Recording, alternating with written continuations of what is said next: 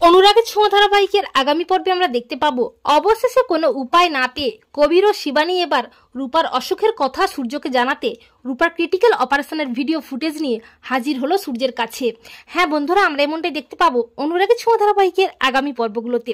তবলা অনেকদিন পর জেল থেকে ছাড়া পেয়ে বাড়ি ফিরে আসে। তবলাকে দেখে সোনারূপা খুব খুশি হয়ে যায়। তবলা দীপাকে বলে, দীপা তুমি কি জানো ডাক্তারবাবু কোথায় আছে? ওনাকে তো খুব দরকার, রূপার চিকিৎসার জন্য অনেক টাকার প্রয়োজন, ওনাকে তো রূপার অসুখের কথাটা জানাতেই হবে। দীপা বলে যে হ্যাঁ, ওনাকে তো জানাতেই হবে। আমার মনে হয় উনি কিছু জানেন না, উনি জানলে হয়তো এভাবে মুখ ফিরিয়ে থাকতে পারতেন না। কিন্তু আমার তো ঠিকমতো মনেও নেই ওটা কোন জায়গা, তবে ওটা একটা গ্রামের হেলথ সেন্টার। এরপর তবলা খোঁজ খবর নিয়ে জানতে পারে যে সূর্য কোন গ্রামে আছে। দীপাকে এসে জানায় তবলা। তখন দীপা বলে একজনই আছে যার কথা ডাক্তারবাবু ফেলতে পারবেন না, সে হলো কবির দাদা।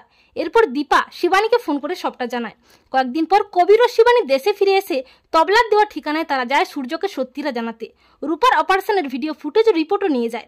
এরপর হঠাৎই তারা সূর্যের ছবি দেখিয়ে খুঁজতে খুঁজতে একটা সময় পৌঁছে যায় সূর্যের কাছে। কবির ও শিবানীকে দেখে চমকে যায় সূর্য।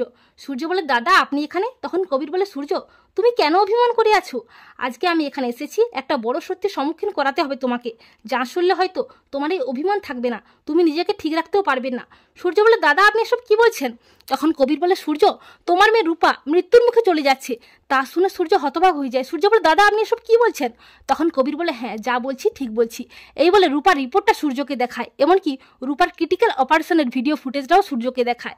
রিপোর্ট ও ফুটেজটি দেখে বাকরুদ্ধ হয়ে যায় সূর্য। সূর্য বলে, না এটা হতে পারে না, আমার রূপমার কিচ্ছু হবে না। তখন দীপা বলে, হ্যাঁ ডাক্তারবাবু এটাই হয়েছে, আর আমাদের ভাগ্যের কি পরিহাস, আপনাকে কতবার বলতে চেয়েও বলতে পারিনি। এরপর দীপা সূর্যের পায়ের কাছে বসে আকুল হয়ে কাঁদতে কাঁদতে বলে, ডাক্তারবাবু আর মুখ ফিরিয়ে থাকবেন না, আপনি তো কত মানুষকে মৃত্যুর মুখ থেকে ফিরিয়ে আনেন, তাহলে আমার রূপাকে সুস্থ করে আমার কোলে ফিরিয়ে দিন না। তখন সূর্য কান্নায় ভেঙে পড়ে আর বলে, দীপা আমি অনেক বড় পাপ করে ফেলেছি, আমি জানি আমার এই পাপের ক্ষমা হয় না, কিন্তু দীপা তোমাকে আমি কথা দিচ্ছি রূপা আমাকে সুস্থ করে তোমার কোলে ফিরিয়ে দেবই, আর এটাই হবে আমার পাপের প্রায়শ্চিত্ত, আমি বাড়ি ফিরবো। তো বন্ধুরা তোমরা এটাই চাও তো যে শেষ পর্যন্ত কবির ও শিবানীর জন্য রূপার অপারেশনের ভিডিও ফুটেজ দেখিয়ে সূর্যকে সত্যিটা জানিয়ে বাড়ি ফিরিয়ে আনে? কমেন্ট করে জানিয়ে দাও তোমাদের মতামতটি।